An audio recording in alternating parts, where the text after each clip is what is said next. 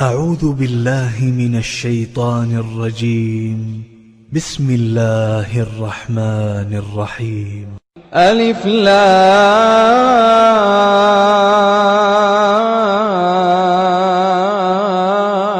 را تلك آيات الكتاب الحكيم. أكان للناس عجبا أن أوحينا إلى رجل منهم أن أنذر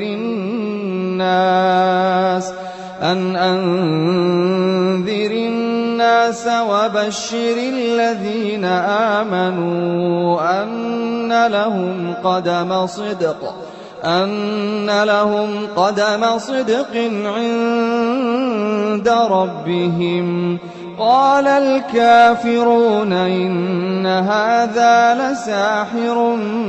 مبين. إن ربكم الله الذي خلق السماوات والأرض في 6 أيام ثم استوى على العرش يدبر الأمر ما من شفيع إلا من بعد إذنه. ذلكم الله ربكم فاعبدوه أفلا تذكرون. إليه مرجعكم جميعا وعد الله حقا. إنه يبدأ الخلق ثم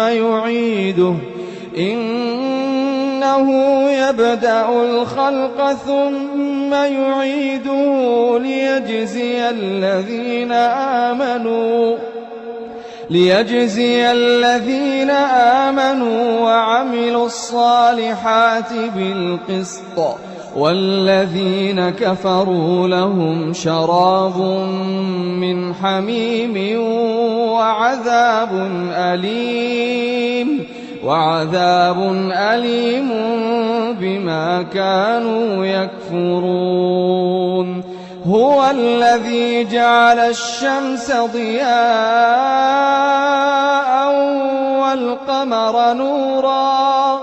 وقدره منازل لتعلموا عدد السنين والحساب.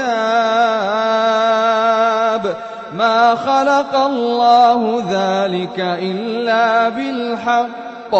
يفصل الآيات لقوم يعلمون. إن في اختلاف الليل والنهار وما خلق الله في السماوات والأرض لآيات لقوم يتقون. إن الذين لا يرجون لقاءنا ورضوا بالحياة الدنيا واطمأنوا بها والذين هم عن آياتنا غافلون أولئك مأواهم النار بما كانوا يكسبون. إن الذين آمنوا وعملوا الصالحات يهديهم ربهم بإيمانهم تجري من تحتهم الأنهار في جنات النعيم. دعواهم فيها سبحانك اللهم وتحيتهم فيها سلام. وآخر دعواهم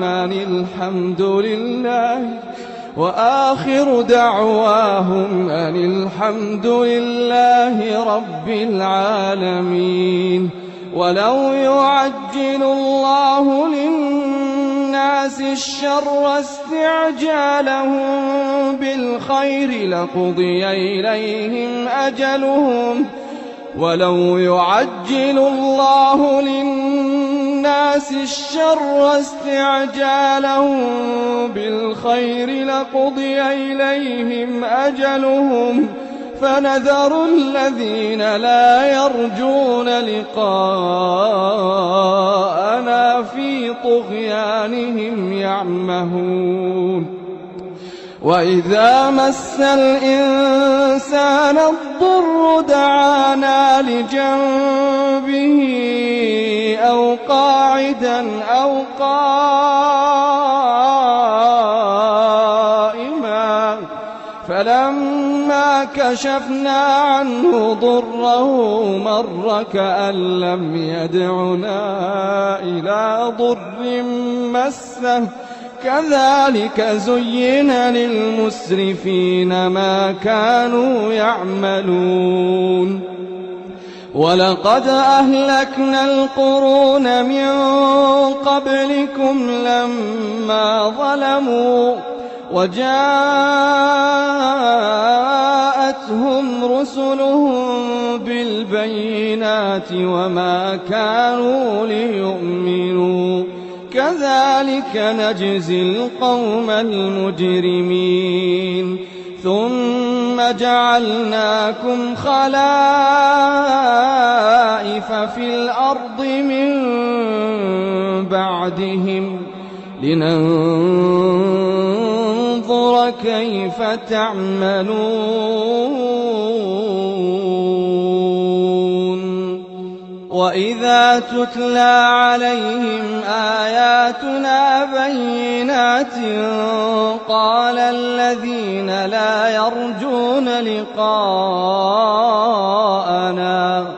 قال الذين لا يرجون لقاءنا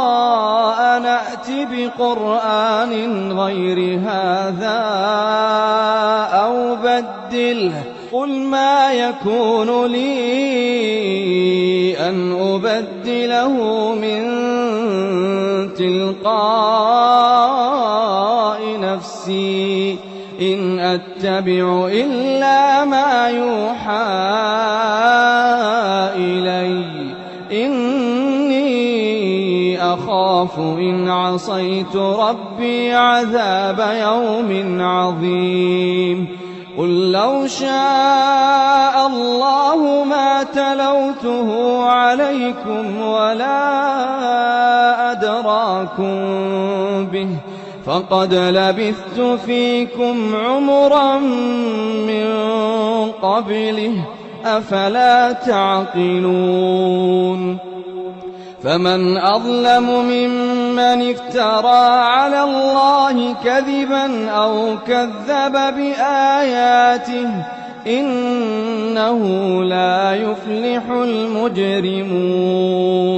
ويعبدون من دون الله ما لا يضرهم ولا ينفعهم ويقولون هؤلاء شفعاؤنا عند الله قل أتنبئون الله بما لا يعلم في السماوات ولا في الأرض سبحانه وتعالى عما يشركون وما كان الناس إلا أمة واحدة فاختلفوا ولولا كلمة سبقت من ربك لقضي بينهم فيما فيه يختلفون ويقولون لولا أنزل عليه آية من ربه فقل إنما الغيب لله فانتظروا إني معكم من المنتظرين وإذا الناس رحمة من بعد ضراء مستهم إذا لهم مكر في آياتنا قل الله أسرع مكرا إن رسلنا يكتبون ما تمكرون هو الذي يسيركم في البر والبحر حتى إذا كنتم في الفلك وجرين بهم بريح طيبة وفرحوا بها جاءتها ريح عاصف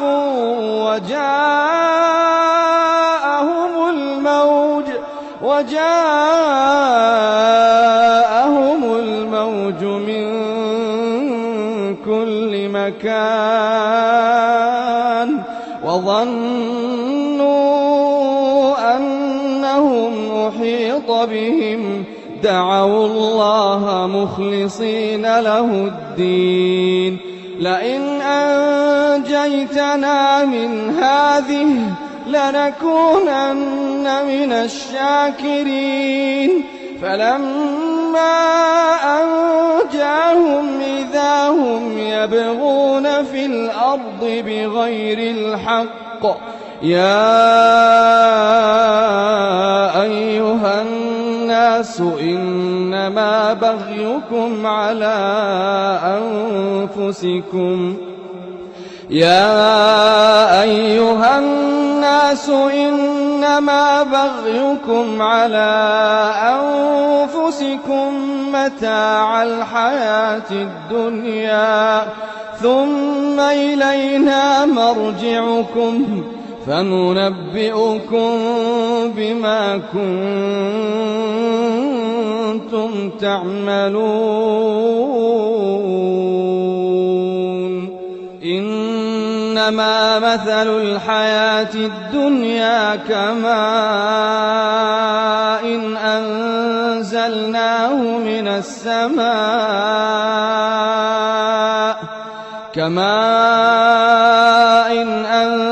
أنزلناه من السماء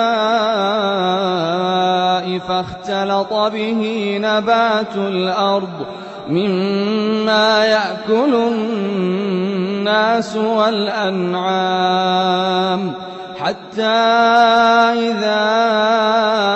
أخذت الأرض زخرفها وزينت وظن أهلها أنهم قادرون عليها أتاها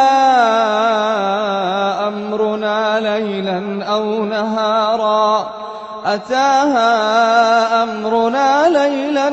نهارا فجعلناها حصيدا كأن لم تغن بالأمس كذلك نفصل الآيات لقوم يتفكرون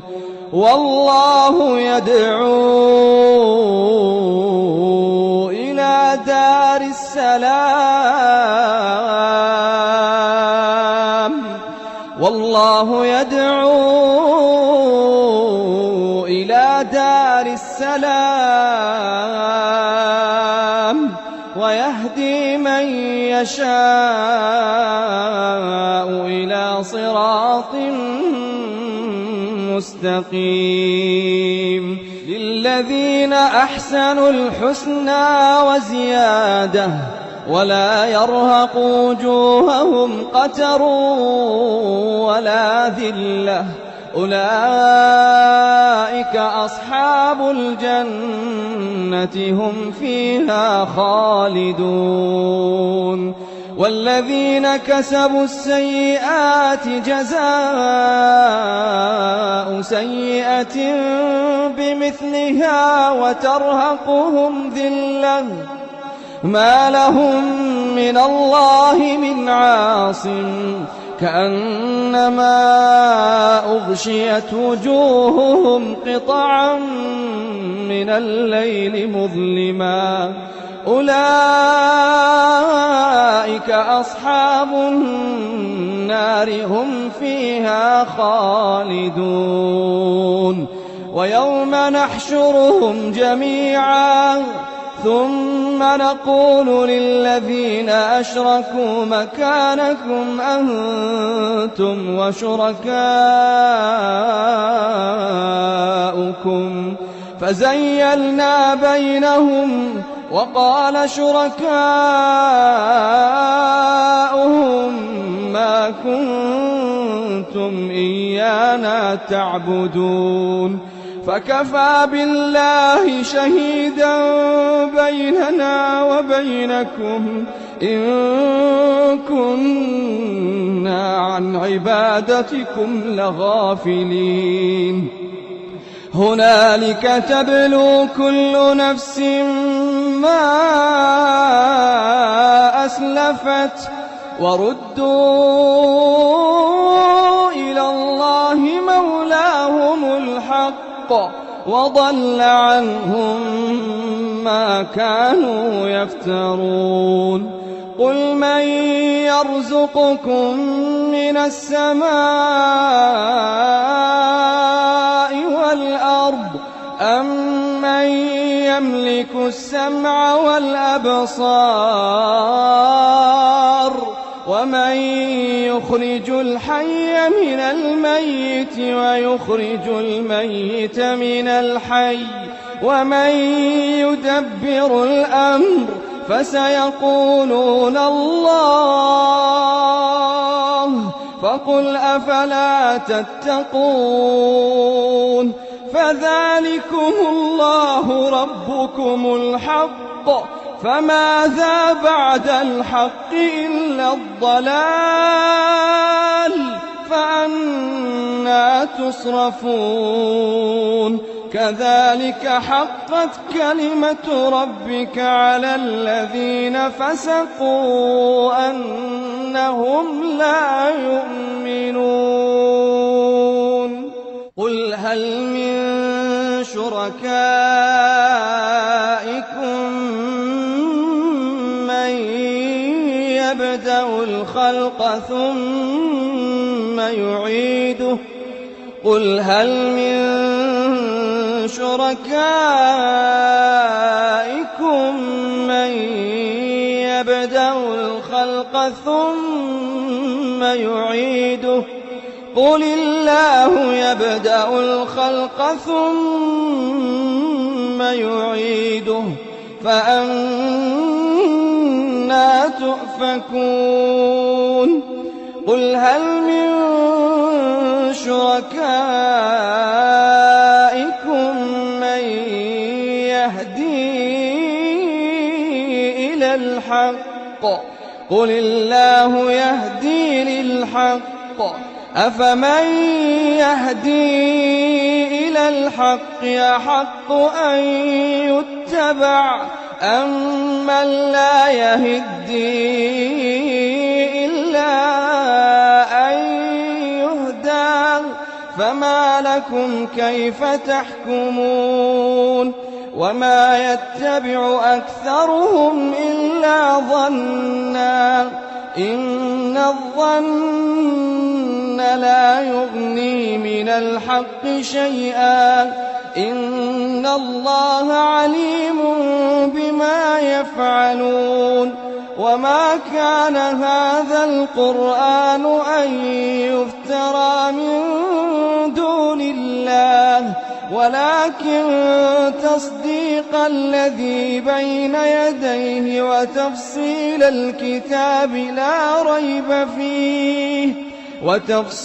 الكتاب لا ريب فيه من رب العالمين أم يقولون افتراه قل فأتوا بسورة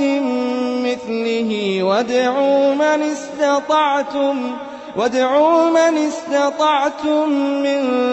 دون الله إن كنتم صادقين بل كذبوا بما لم يحيطوا بعلمه ولما يأتهم تأويله كذلك كذب الذين من قبلهم فانظر كيف كان عاقبة الظالمين ومنهم من يؤمن به ومنهم من لا يؤمن به وربك أعلم بالمفسدين وإن كذبوك فقل لي عملي ولكم عملكم أنتم بريئون مما أعمل وأنا بريء مما تعملون ومنهم من يستمعون إليك أفأنت تسمع الصم ولو كانوا لا يعقلون ومنهم من ينظر إليك أفأنت تهدي العمي ولو كانوا لا يبصرون إن الله لا يظلم الناس شيئا ولكن الناس أنفسهم يظلمون ويوم يحشرهم كأن لم يلبثوا إلا ساعة من النهار يتعارفون بينهم قد خسر الذين كذبوا بلقاء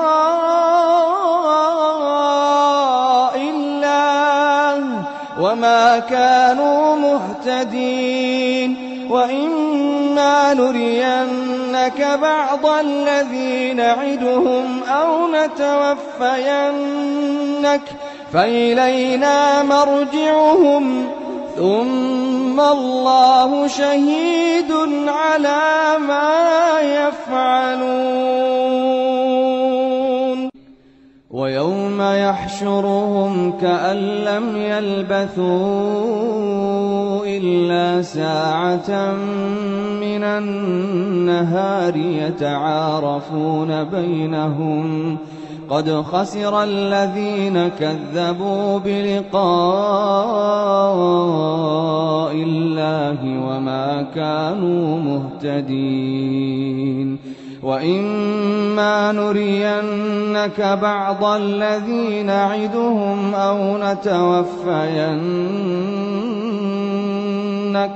فإلينا مرجعهم ثم الله شهيد على ما يفعلون ولكل أمة رسول فإذا جاء رسولهم قضي بينهم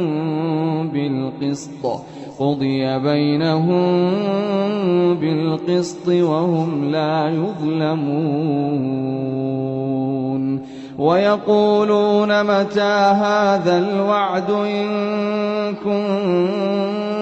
كنتم صادقين قل لا أملك لنفسي ضرا ولا نفعا إلا ما شاء الله لكل أمة أجل إذا جاء أجلهم فلا يستأخرون ساعة ولا يستقدمون قل أرأيتم إن أتاكم عذابه بياتا أو نهارا ماذا يستعجل منه المجرمون أثم إذا ما وقع آمنتم به الآن وقد كنتم به تستعجلون ثم قيل للذين ظلموا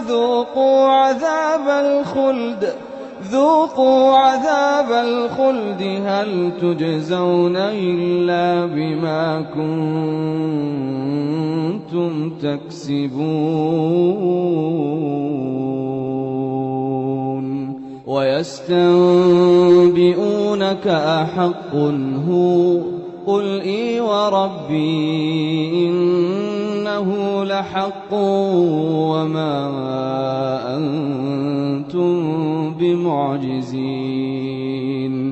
ولو أن لكل نفس ظلمت ما في الأرض لافتدت به وأسروا الندامة لما رأوا العذاب وقضي بينهم بالقسط وهم لا يظلمون ألا إن لله ما في السماوات والأرض ألا إن وعد الله حق ولكن أكثرهم لا يعلمون هو يحيي ويميت وإليه ترجعون يا أيها الناس قد جاءتكم موعظة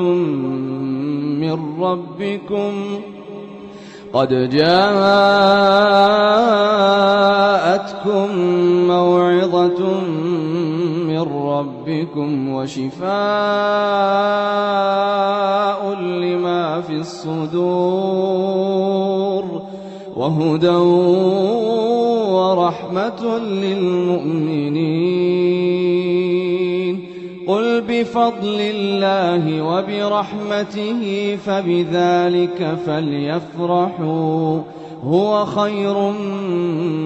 مما يجمعون قل أرأيتم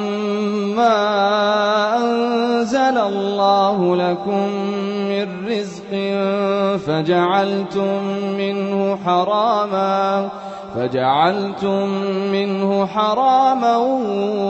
وحلالا قل الله أذن لكم أم على الله تفترون وما ظن الذين يفترون على الله الكذب يوم القيامة إن الله لذو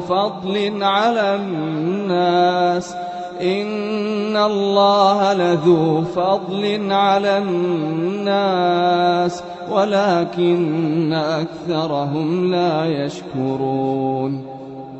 وما تكون في شأن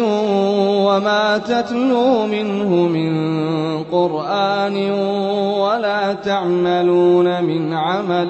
ولا تعملون من عمل إلا كنا عليكم شهودا إذ تفيضون فيه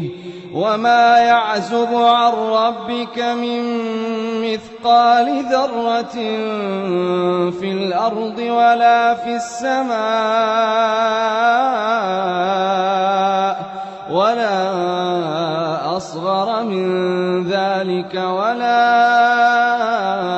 أكبر إلا في كتاب مبين ألا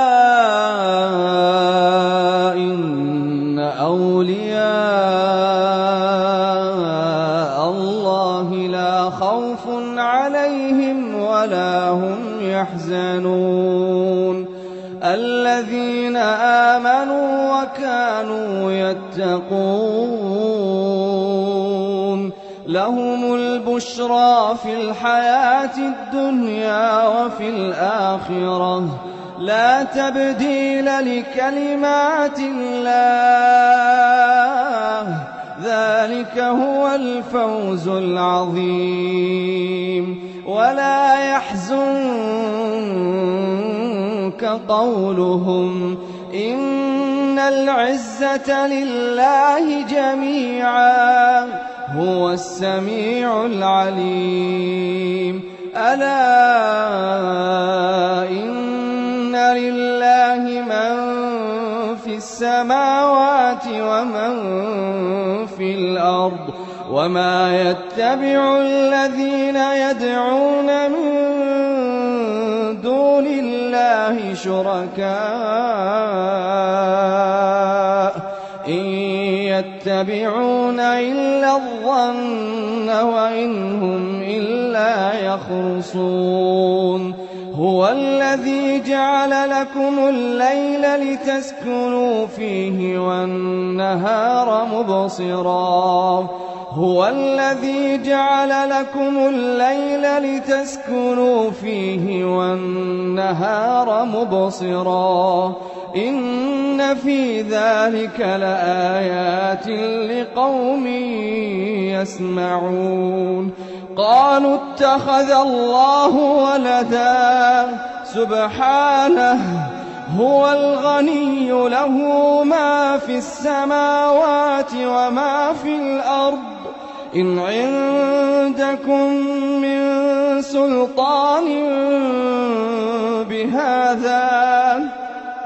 أتقولون على الله ما لا تعلمون قل إن الذين يفترون على الله الكذب لا يفلحون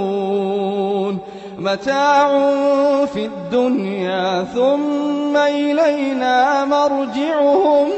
ثم نذيقهم العذاب الشديد بما كانوا يكفرون واتل عليهم نبأ نوح إذ قال لقومه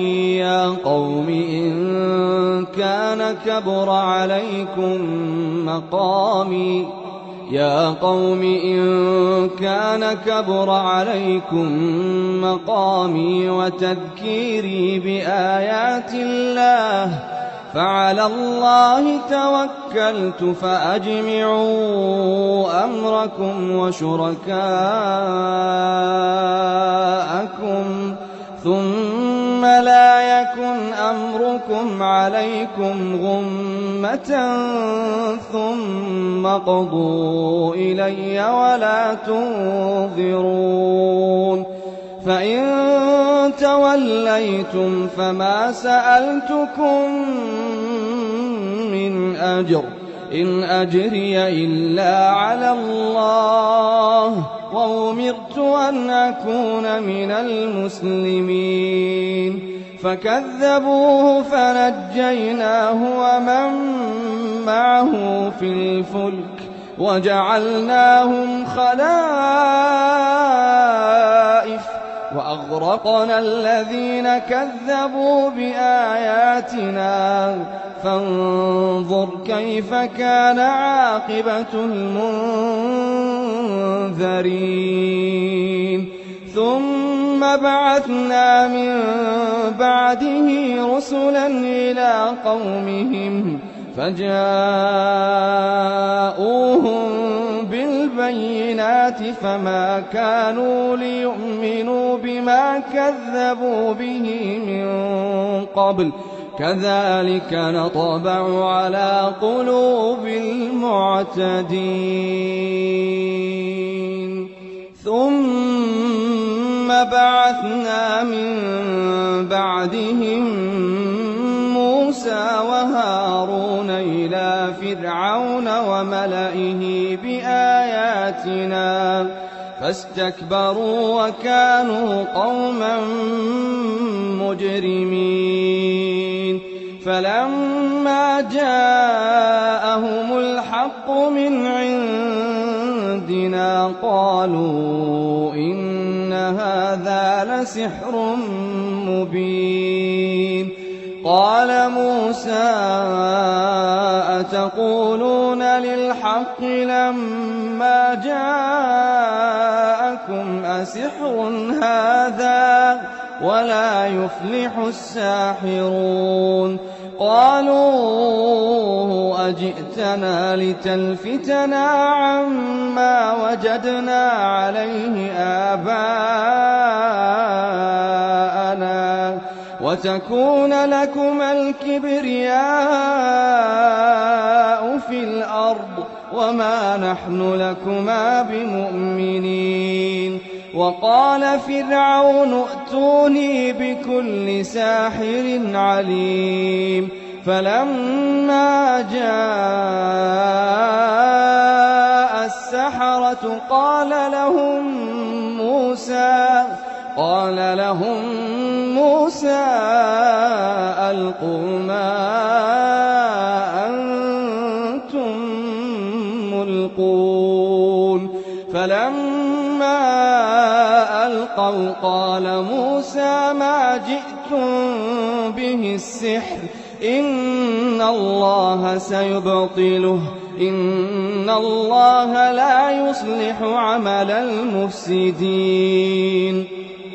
ويحق الله الحق بكلماته ولو كره المجرمون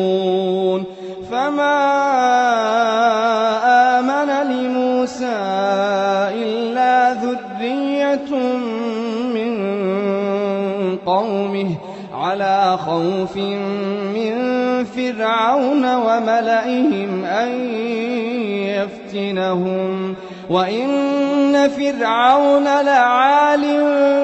في الأرض وإنه لمن المسرفين وقال موسى يا قوم إن كنتم آمنتم بالله فعليه توكلوا إن كنتم مسلمين فقالوا على الله توكلنا ربنا لا تجعلنا فتنة للقوم الظالمين ونجنا برحمتك من القوم الكافرين وأوحينا إلى موسى وأخيه أن تبوأ لقومكما بمصر بيوتا وجعلوا بيوتكم قبلة وأقيموا الصلاة وبشر المؤمنين وقال موسى ربنا إنك آتيت فرعون وملأه زينة وأموالا وقال موسى ربنا إنك آتيت فرعون وملأه زينة وأموالا في الحياة الدنيا ربنا ليضلوا عن سبيلك ربنا اطمس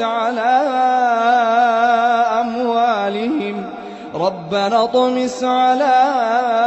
أموالهم واشدد على قلوبهم فلا يؤمنوا حتى يروا العذاب الأليم قال قد أجيبت دعوتكما فاستقيما ولا تتبعان سبيل الذين لا يعلمون وجاوزنا ببني إسرائيل البحر فأتبعهم فرعون وجنوده بغيا وعدوا حتى إذا أدركه الغرق قال آمنت أنه لا إله إلا الذي آمنت به بنو إسرائيل وأنا من المسلمين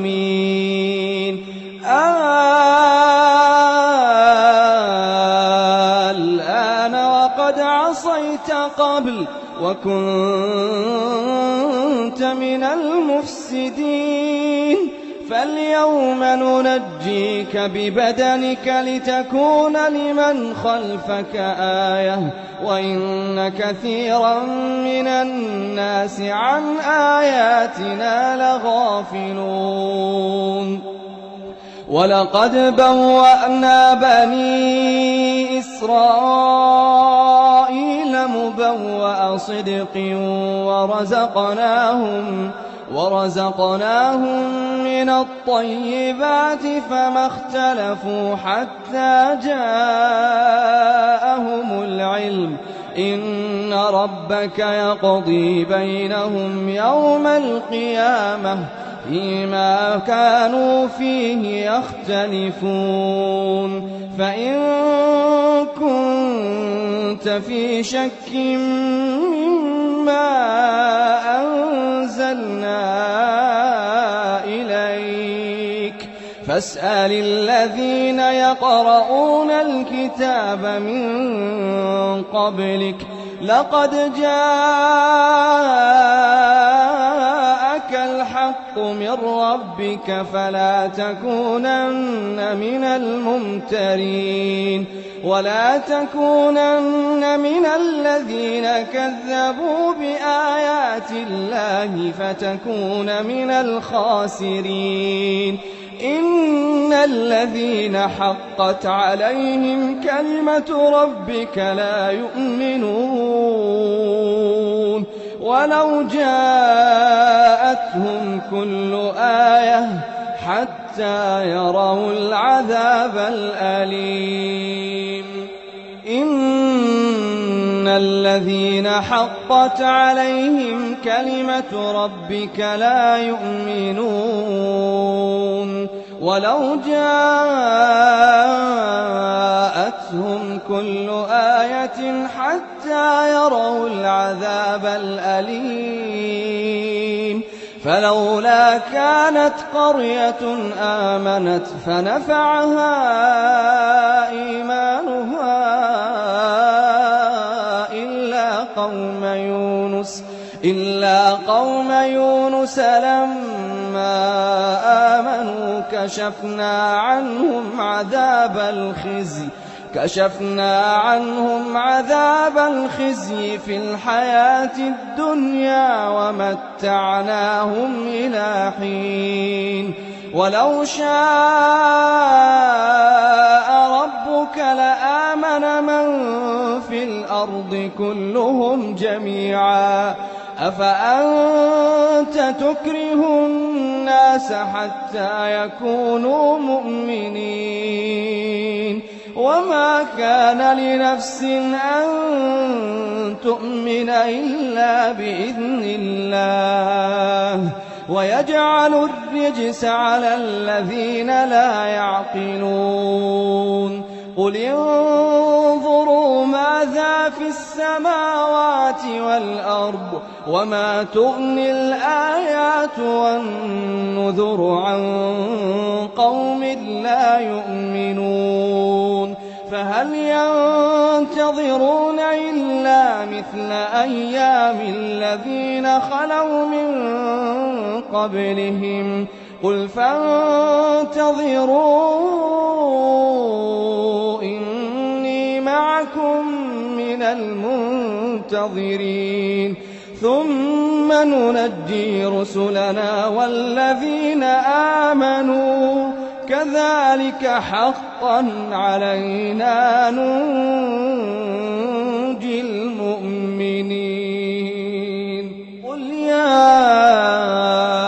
أيها الناس إن كنتم في شك من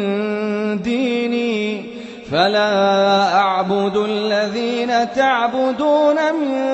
دون الله ولكن أعبد الله الذي يتوفاكم وأمرت أن أكون من المؤمنين وأن أقم وجهك للدين حنيفا ولا تكونن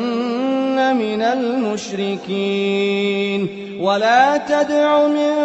دون الله ما لا ينفعك ولا يضرك فإن فعلت فإنك إذا من الظالمين وإن يمسسك الله بضر فلا كاشف له إلا هو وإن يردك بخير فلا راد لفضله يصيب به من يشاء من عباده وهو الغفور الرحيم قل يا أيها الناس قد جاءكم الحق من ربكم فمن اهتدى فإنما يهتدي لنفسه ومن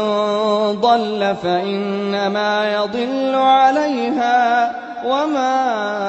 أنا عليكم